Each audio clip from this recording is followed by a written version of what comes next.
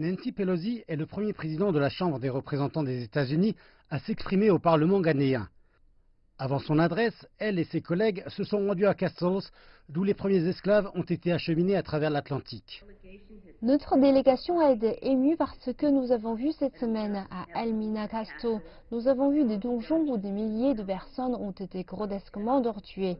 À Cap Casto, nous nous sommes tenus devant la porte du non-retour, où des millions de personnes ont jeté leur dernier regard vers l'Afrique avant d'être acheminées vers une vie d'asservissement. Être ici a constitué une expérience transformatrice pour chacun de nous, même pour ceux qui sont déjà venus, à cause de ce qu'incarne ce Dieu.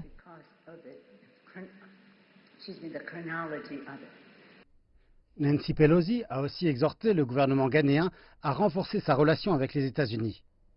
Ensemble, nos gouvernements doivent continuer à soutenir des stratégies de développement intelligentes qui stimulent la croissance économique durable et élèvent les familles au Ghana et dans toute l'Afrique.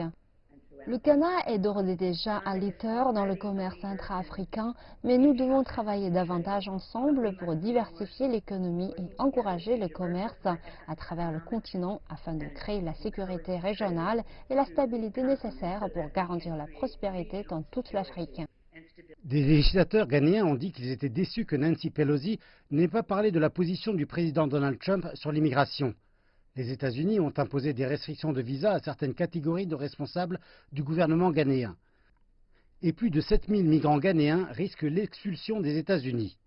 Ces deux questions, les restrictions de visa et les politiques d'immigration intransigeantes du président Trump, nous nous attendions à ce qu'elles soient du côté démocrate de l'Assemblée, qu'elles résonnent avec nous.